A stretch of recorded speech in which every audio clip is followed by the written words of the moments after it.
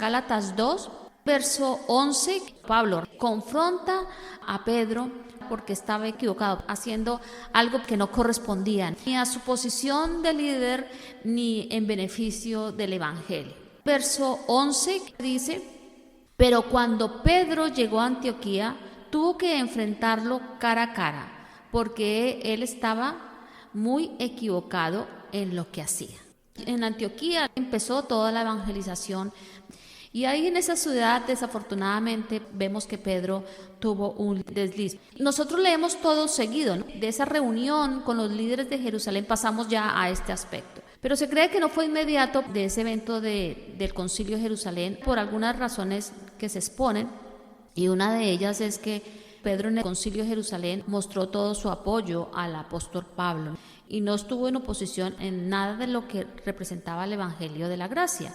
Incluso en ese concilio, él delante de todo el liderazgo mostró su apoyo. Pero bueno, la palabra de Dios también nos muestra no solamente los aspectos positivos de aquellos que protagonizaron la vida de la iglesia, sino que dan a conocer todos los aspectos también negativos que acontecieron con la vida de las personas. Y en este caso, pues vemos claramente que Pedro, siendo un líder, cometió errores. Está claro que Pablo no está buscando el favor de otro líder como Pedro, sino sencillamente va a enfrentarlo, a hacer una reprensión de aquello que Pedro estaba haciendo mal. Y dice que lo resistió cara a cara. No fue a espaldas, no murmuró, no fue a los líderes de Antioquía y les dijo: mira lo que está haciendo Pedro, sino que directamente lo censura, lo corrige cara a cara. Hubo una razón para que Pablo actuara así. Esto también nos enseña a nosotros que debe haber siempre una razón para hacer algo como esto, ¿no? No censuramos de forma injusta, y este fue el caso de Pablo. No censuró cara a cara a Pedro de una manera injusta. Hubo razones, motivos para esa reprensión. Tenemos que meditar en algo muy importante. Nuestros errores pueden afectar a otros, pueden influenciar sobre otros. En este caso, ese comportamiento inapropiado que tuvo Pedro, por el que Pablo lo estaba corrigiendo, estaba afectando la esencia del evangelio, algo muy serio, porque aquí no se trataba de puntos de vista personal, se trataba que la actitud de Pedro estaba afectando la esencia del evangelio. ¿De cuál evangelio? Del evangelio de la gracia y de la justificación a través de la fe, que era el que pues Pablo estaba predicando, y del que también Pedro en el concilio estuvo de acuerdo sin ningún problema. Aquí hay un dato muy importante también, fuera del tema, pero que creo que es importante tenerlo en cuenta para darnos cuenta cómo la amonestación que Pablo le hace a Pedro deja clarísimo la inconsistencia de uno de los dogmas católicos, que es la supremacía de Pedro. Pedro era líder y Pablo también, y aquí vemos a Pablo censurando a Pedro. Solamente les dejo ese dato porque es importante, porque ese es uno de los dogmas de la Iglesia Católica, ¿no? La supremacía de Pedro, haciendo un mal uso de esa palabra que dice: tú eres Pedro y sobre esta piedra edificaré mi iglesia. Pero bueno, como este no es el tema, pues no me voy a detener a eso. Vamos al verso 12. Cuando llegó por primera vez, Pedro comía con los creyentes gentiles, quienes no estaban circuncidados, pero después, cuando llegaron algunos amigos de Santiago, Pedro no quiso comer más con esos gentiles. Tenía miedo a la crítica de los que insistían en la necesidad de la circuncisión. Pablo nos está relatando que Pedro estaba acostumbrado a relacionarse con los gentiles convertidos al cristianismo. Recordemos que eran judíos convertidos al cristianismo y gentiles convertidos al cristianismo. En este caso, Pedro era un judío, obviamente convertido al cristianismo, y tenía como costumbre reunirse con gentiles convertidos al cristianismo. Se sentaba a la mesa con ellos, y yo creo que Pedro disfrutaba de su compañía. Cuando pensamos en los eventos que se celebraban en la iglesia primitiva, hay uno que recobra importancia y que es muy bonito, ¿no? Era una fiesta que se celebraba, que se llamaba la fiesta de Ágape, o comida de amor, como también solía llamarse. Y había comunión cristiana. Y en esa comunión, donde se compartía la mesa, pues obviamente había judíos convertidos y gentiles convertidos. Estaban los dos grupos. Y Pedro ahí se sentaba con ellos, porque no había distinción. se había roto, ¿no? Ya con la llegada del nuevo pacto. Una reunión social. Podría decirse que es el escenario perfecto, el escenario preciso para poner a prueba la esencia del Evangelio de la Gracia dentro de ese contexto, ¿no? Pero Pablo nos dice que en algún momento llegan a Antioquía una delegación de judíos. Pues Pedro deja de compartir con los gentiles y se aparta de todo contacto social con ellos. Obviamente que ese cambio brusco de Pedro fue notable, ¿no? Conociendo un poco a Pedro era así. Pues aquí Pablo está haciendo esa reclamación cara a cara. Le dice que él en Jerusalén manifestó que había esa libertad, que la que había ganado el nuevo pacto, que ya no había ninguna barrera que dividiera a judíos y a gentiles, porque todo eso ya había quedado, como hemos visto, pues allá atrás estábamos bajo un nuevo pacto donde no había barreras que impidieran esa libertad de entre judíos y gentiles. La salvación es una salvación universal, donde entraban todos. Entonces, Pedro en Jerusalén se comportó como es digno del Evangelio. Y ahí en Jerusalén, cuando no estaban con esta comitiva de judíos, hizo uso de su libertad cristiana, porque la libertad cristiana hablaba de eso, también de que ya no hay barreras, que el Evangelio es para judíos y para gentiles. Pero, ¿qué pasó? Pues llega la comisión y cambia, se aparta y ya no se mantenía en compañía de los judíos. Fue algo grave lo que hizo Pedro, porque estaba atentando, como les digo, contra la verdad del Evangelio, porque la comunión entre unos y otros hacía parte del nuevo pacto. Por lo tanto, Pablo lo enfrenta cara a cara. Y qué tan importante, ¿no? Es también como cristianos mantenernos siempre bajo un mismo perfil y comportarnos de una forma dependiendo del contexto en el que estamos y de otra si estamos en otro contexto. Debemos ser transparentes en nuestro comportamiento, debemos apuntar siempre a ser las mismas personas. Pero aquí Pedro pues no lo hizo. Y bajo ese contexto de la llegada de estos hombres, pues se apartó. La razón del distanciamiento, tenemos que buscar por qué Pedro actuó así. Dice que tuvo miedo a la crítica. Ese miedo a la crítica es el mal también de muchos cristianos, aún en el siglo XXI. ¿Miedo a qué? ¿Qué me van a decir si soy cristiano? ¿Qué me van a decir si voy a la iglesia? ¿Qué me van a decir si yo les digo que leo la Biblia? ¿Qué me van a decir si yo hablo la Biblia en un lugar público y me ven leyéndola? Hay una tendencia a un miedo a la crítica, que no es sana, ni se debe cultivar y se debe ver con urgencia que es algo malo, que no debe ocurrir, porque no nos podemos avergonzar del Evangelio de Cristo. Pero aquí Pedro lo dice la palabra y la porción que leímos en ese verso 12, dice que tuvo miedo a la crítica. Si nosotros somos criticados por hacer lo correcto, bienaventurados somos. Ahora, si somos criticados y nos censuran por hacer lo incorrecto, eso ya es otra cosa. Pedro no hubiese hecho nada incorrecto al sentarse a la mesa con los gentiles. No nos preocupemos de la crítica, no nos preocupemos de qué van a decir, porque hay uno que nos mira y lo que nos importa es lo que decía Pablo allí en el capítulo 1. No estoy para agradar a los hombres. Y es sorprendente un poco cuando vemos esa situación de Pedro en ese momento, porque cuando leemos la biografía de Pedro encontramos muchas cosas importantes, ¿no? Fue el primero que confesó a Jesús como el Mesías, el Hijo del Dios viviente. Recordamos cuando Jesús le dice, ¿y tú quién crees que soy? Y él le dijo, el Cristo, el Hijo del Dios viviente. O sea, tenía claro quién era, ¿no? Pero aquí, al parecer, con ese acto, pues estaba negando, de cierta forma, porque se estaba avergonzando de ese Cristo, el Hijo del Dios viviente, que vino a darnos un nuevo pacto, que vino a establecer un nuevo acuerdo. Sin embargo, aquí pues se olvida, ¿no? Pedro también fue uno de los amigos más cercanos de Jesús. Fue audaz, ferviente en algunos momentos, en otros también impulsivo. Lo conocemos en muchos aspectos, cuando negó al Señor, cuando caminó sobre las aguas. Pero tuvo algo muy bueno, que fue humilde a la hora de reconocer sus errores. Pero lo que sí es un rasgo característico del apóstol Pedro, en más de una ocasión fue temeroso y cobarde. Las debilidades, hermanos, que a veces podemos llegar a tener y que en algunos momentos esas debilidades no van a perjudicar a otros, pero aquí sí estaba perjudicando. Entonces tuvo miedo a la crítica de los que insistían en la necesidad de la circuncisión. Ellos tenían normas y mandamientos muy estrictos, ¿no?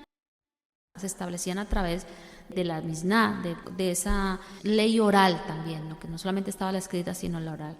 Un judío no se atrevía a sentarse a la mesa con un gentil convertido, y aún menos si no era convertido al cristianismo, no al judaísmo, sino al cristianismo, porque dentro de sus normas y lo que ellos establecían, no podían hacerlo, no podían compartir la mesa. Para ellos era una violación directa a la ley oral. Ellos tenían instrucciones y prohibiciones muy precisas que rayaban en el legalismo. Por ejemplo, otro de los casos dentro de esas prohibiciones que tenían era que un judío no podía tener relación comercial con un gentil. Los judíos se caracterizan porque son gente con una visión empresarial muy amplia, muy definida.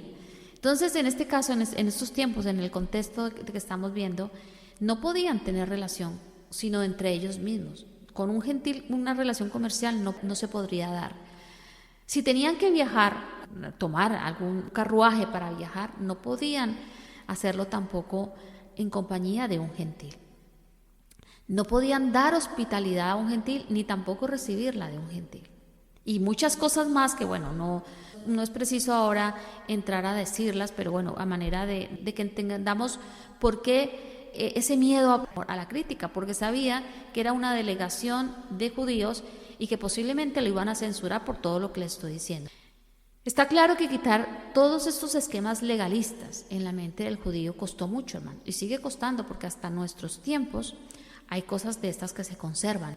Tú vas a Israel y ves la situación de los ortodoxos, pues se ve muy latente todas estas situaciones, al punto de no poderlos tocar, de entrar a su barrio. Si vas por la acera, ellos se bajan de la acera. Esas son cosas que yo personalmente las viví y las digo por conocimiento de causa. Si vas por una acera y viene un judío por la misma acera, él inmediatamente se pasa a la otra, y si no hay acera, se pasa a la calle y no te miran. Estos esquemas, obviamente, que no fueron fácil de quitar, de exterminar, quitarlos de la mente del pueblo judío. Estamos dándonos cuenta que aquí estamos hablando ya del nuevo pacto, primer siglo, donde estaba incursionando todo el nuevo pacto, que era abolición de todos este tipo de cosas. Entonces, pues había aún muchos legalistas y hay cartas en la Biblia escritas precisamente para esto, Gálatas, Hebreos también. Nada de esto ya servía para el nuevo estado en el que se encontraban los creyentes en Cristo. Hay muchas cosas de estas que aún se siguen cultivando de una manera estricta por parte del pueblo judío, ¿no? Que caigan todos estos velos de la tradición, del legalismo, que también los tiene atados. Obviamente la incredulidad, porque ellos rechazaron al Mesías, pero también todo este tipo de velos que el enemigo también ha puesto, la religiosidad y el orgullo nacional. Eso es algo que no se puede obviar en su comportamiento. Por supuesto que aquí Pablo tenía que aclarar esta situación que Pedro estaba ocasionando. Pedro ya en este momento tendría que tener claro que ya no había separación entre unos y otros. Pedro era judío convertido al cristianismo, pero el miedo a la crítica nubló todos estos principios en su corazón.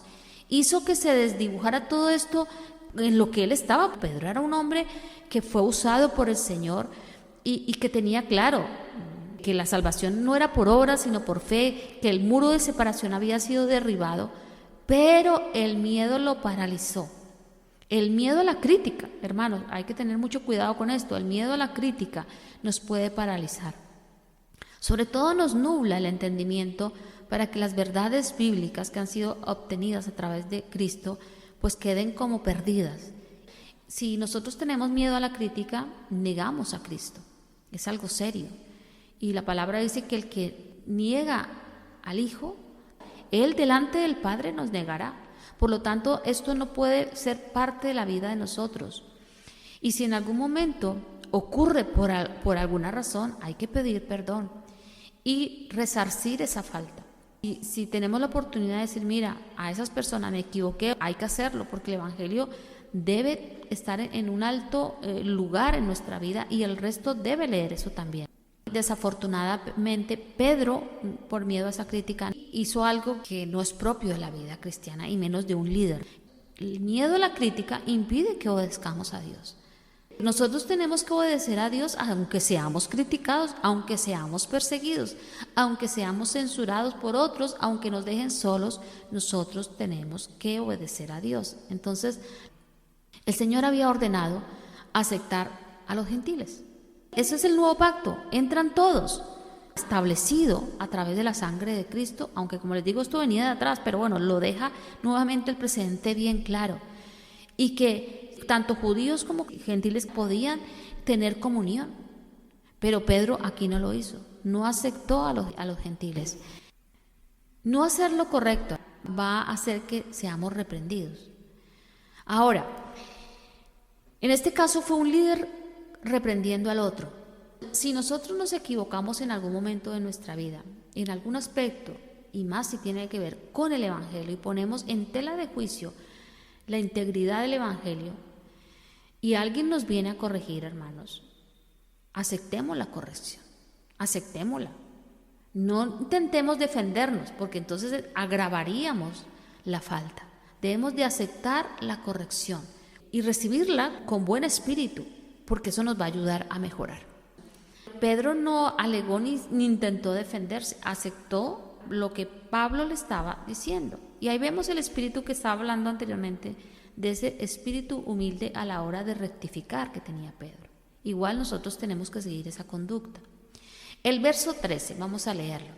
Dice, como resultado, otros creyentes judíos imitaron la hipocresía de Pedro e incluso Bernabé se dejó llevar por su hipocresía. ¿Sí se dan cuenta del alcance del temor a la crítica? Si toca nuestra esfera personal, es una falta, porque finalmente Dios la ve. Pedro, no contento con que él falla como líder, influencia sobre la vida de Bernabé. Eso es delicado, hermanos, porque en nuestros actos de hipocresía por temor a la crítica podemos arrastrar gente, hermano, y eso es delicado. No podemos ser de tropiezo para nadie. Si estudiamos la vida de Bernabé, era otro líder tremendo. Dice la palabra que tenía dones espirituales, que fue considerado un profeta y maestro. Hay otra porción en Hechos que dice que vendía todas sus propiedades para ayudar a los pobres de la iglesia de Jerusalén. Fue uno de los primeros también que creyó en la conversión de Pablo. De hecho, todas las acusaciones y su defensa, que es lo que estamos viendo, la defensa de Pablo, es precisamente porque había gente que no creía en esa conversión. Sin embargo, Bernabé creyó en esa conversión. Y junto con Pablo, caminó hacia el primer viaje misionero de la iglesia primitiva. Las características de Bernabé, igual que las de Pedro, de hombres tremendos. Pero aquí veo el poder de la influencia de un líder sobre otro. Pedro influenció sobre Bernabé. Bernabé también, a partir de ese momento, de esa visita de esos judíos, evitó juntarse con los gentiles convertidos al cristianismo.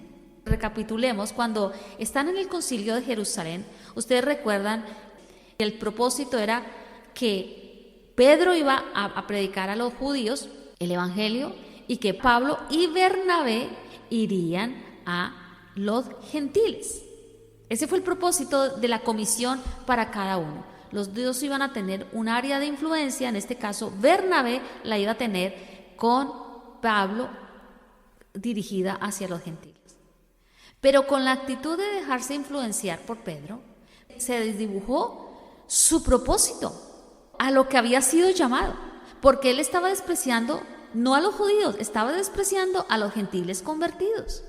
Y por una mala influencia, por no un saber decir, no, esto no está bien, se desdibujó su llamado. Algo que había quedado claro en el concilio de Jerusalén, él mismo se estaba poniendo de piedra de tropiezo para ese sector de hermanos a los que había sido comisionado, porque así no los iba a ganar. Porque ¿cómo les iba a predicar el evangelio si Bernabé también estaba en ese momento no queriendo juntarse con los gentiles? Son las trampas que se presentan también, las malas influencias, el temor a ser criticados. Los alcances que tienen son muy amplios, hermanos. El temor a la crítica. Y aquí lo estamos viendo. Y no lo estamos viendo en cristianos corrientes. No lo estamos viendo en el judío que acaba de convertirse, lo estamos viendo en líderes maduros, en líderes con dones y con unos dotes extraordinarios. Como alguien dijo muy sabiamente, el desliz de un hombre implicará el derrocamiento y la destrucción de sus compañeros de viaje. El desliz de un hombre implicará el derrocamiento y destrucción de todos sus compañeros de viaje. Esto es delicado, hermano. Si mi desliz ocasiona la destrucción de aquellos que están acompañando mi viaje, en las que yo tengo responsabilidad, pues esto es serio, hermanos. Hablamos en el discipulado del liderazgo que no es líder solamente una persona que está en la iglesia sirviendo y predicando, sino que todos nosotros somos líderes y tenemos un marco de influencia, nuestra familia, nuestros hijos, nuestros esposos, nuestras amistades, y que no solamente podemos decir, si no sirvo en la iglesia, pues yo no tengo responsabilidades dentro del liderazgo. Entonces debemos de tener cuidado, porque aquellos que nos miran y que nos siguen por una equivocación nuestra, en este caso si es por temor a la crítica, los arrastramos con nosotros, y eso es delicado a la hora de presentarnos con el Señor.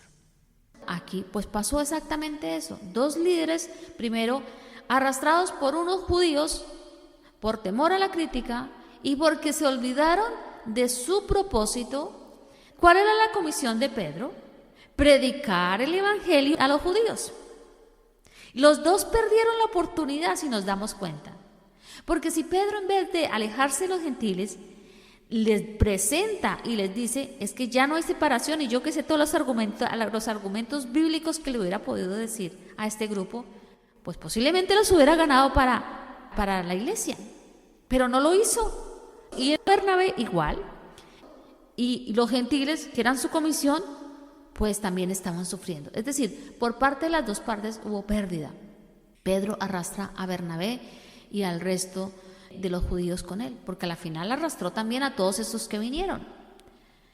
Entonces yo veo aquí 2 cosas: el peligro de usar mal la influencia que podemos llegar a poseer. Tenemos campos inmediatos de influencia: nuestros hijos, nuestra familia, nuestros amigos, nuestros vecinos, todos son campos inmediatos, nuestros compañeros de trabajo. El peligro de usar mal la influencia que tenemos como cristianos. Pero por otro lado también veo otro aspecto: el peligro de no tener discernimiento para advertir cuando estamos siendo mal influenciados. En este caso le pasó a Bernabé. Pedro usó mal su influencia y Bernabé no supo tener discernimiento para advertir que eso que estaba haciendo Pedro estaba mal.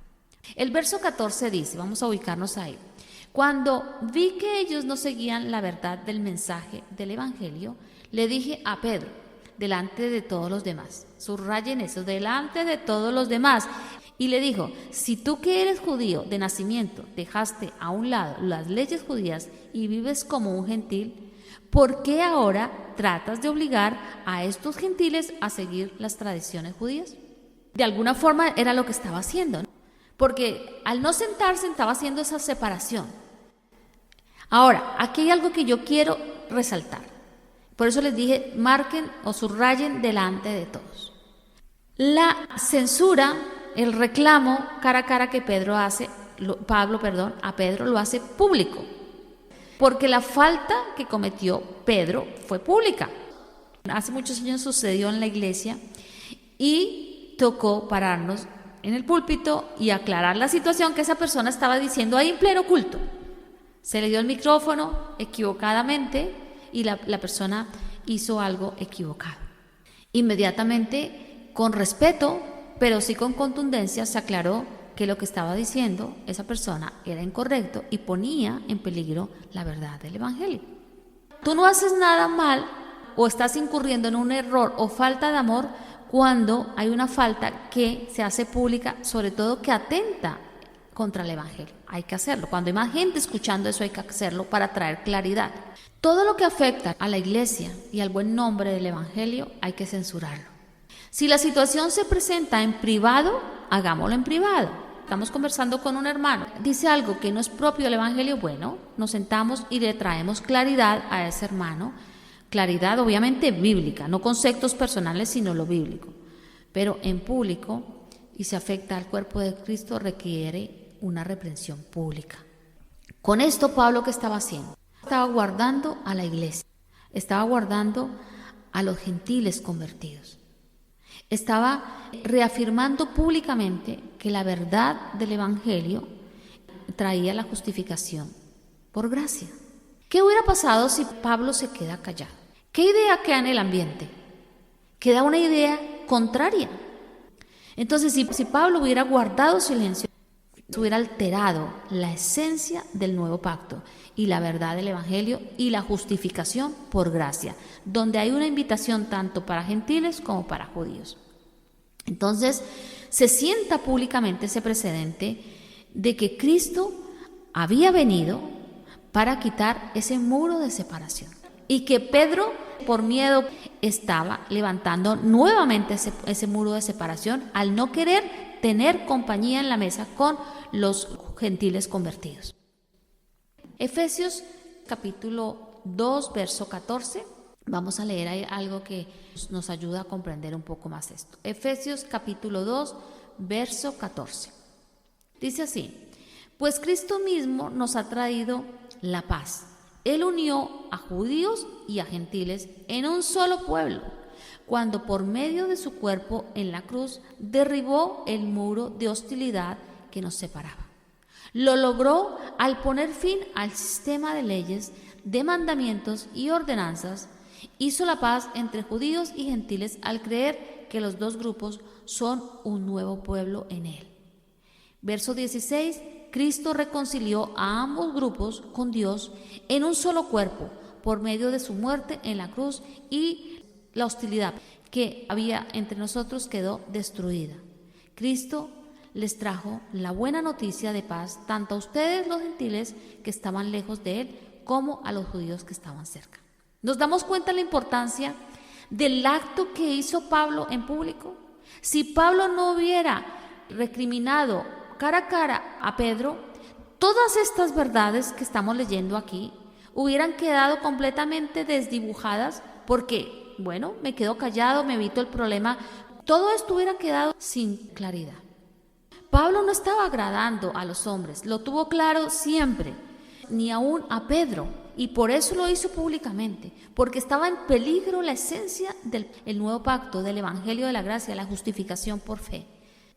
Así que cuando sucede algo así, antes de acalorarte, de decir, le falta amor a esta persona, ¿cómo se atreve a decir esto?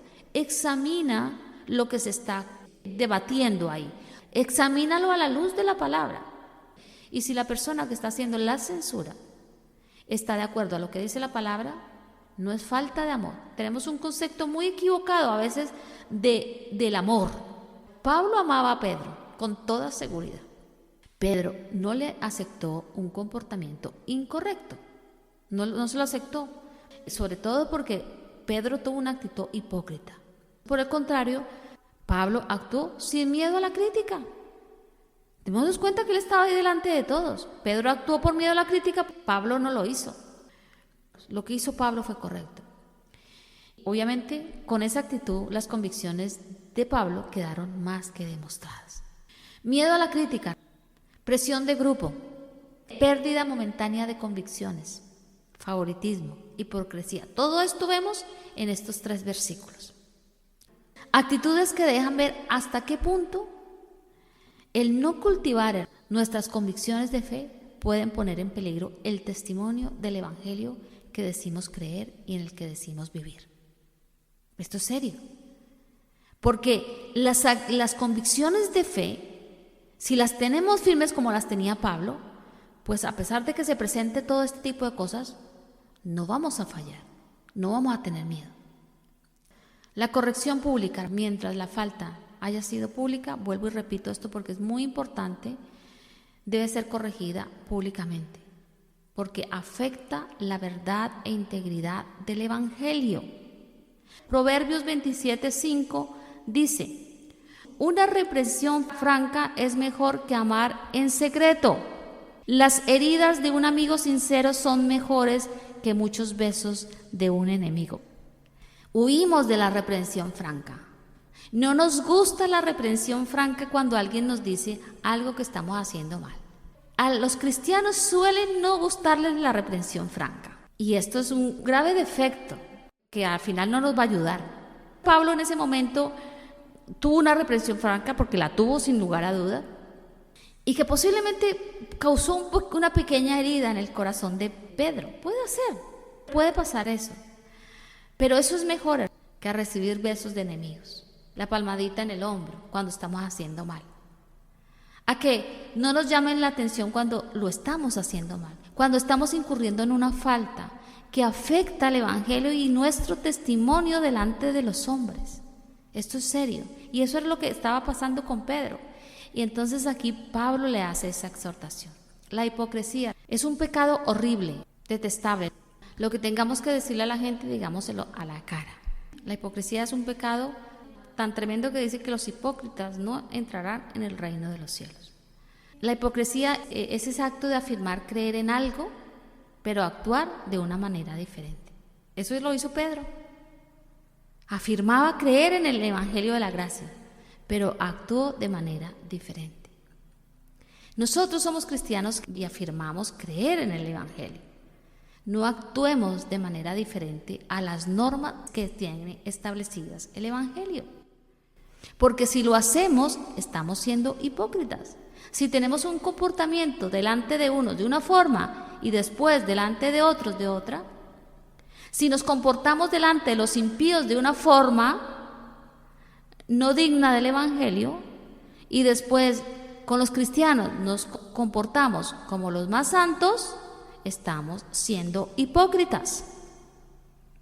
Si nuestros vínculos que ocupan un lugar importante son los impíos, cuidado, hermanos. Disfrutemos sentarnos a la mesa con los que son como nosotros. Y si nos sentamos a la mesa con los que no son los impíos, es para predicarles, para dar testimonio del Evangelio que vivimos y decimos creer. Porque si todo esto se altera, estamos siendo hipócritas. La palabra hipócrita se deriva de un término griego que se usa para actor. Es un actor que se pone una máscara. Alguien que finge lo que no es. Eso es hipocresía. Pedro era un judío convertido al cristianismo. Y en ese momento actuó como lo que no era. Y actuó como un judío circunciso por temor. La vida cristiana no nos invita a tener máscaras, ni a ser actores. Siempre donde estemos, tenemos que ser los mismos, porque somos embajadores, tenemos una embajada celestial, somos cristianos. El cristiano que finge delante de los inconversos no está mostrando su fe con claridad. De cierta forma se está avergonzando del Evangelio, ya sea por miedo a perder los afectos o por miedo a la crítica. Y a veces, en cuanto a perder los afectos, lleva a ser hipócritas. No queremos perder los afectos de ciertos círculos, de ciertas personas, y entonces nos hace actuar de una forma equivocada, hipócrita. Esto es una actitud pecaminosa, y la tuvo Pedro ahí en ese momento, por eso es censurado. Pero Pedro no fue un hombre hipócrita siempre, obviamente que no. La palabra de Dios nos insta a todos los cristianos a que debemos de acabar con toda hipocresía si la hay. Tenemos que examinarnos, mirar cómo nos comportamos cuando estamos con la gente del mundo, mirar cómo nos comportamos cuando estamos bajo el techo de nuestro hogar. ¿Por qué es tan importante que como cristianos nosotros meditemos en eso? Porque Dios nos tiene que hallar irreprensibles en este asunto. Primera de Juan capítulo 4 verso 20 dice: ustedes son libres porque son servidores de Dios, pero no crean que por ser libres pueden hacer lo malo. El dejar en entredicho el Evangelio es un acto pecaminoso y pone en peligro muchas vidas, no solamente la nuestra. La defensa de la verdad requiere integridad, requiere honestidad, fuertes convicciones de fe, fidelidad bajo toda circunstancia.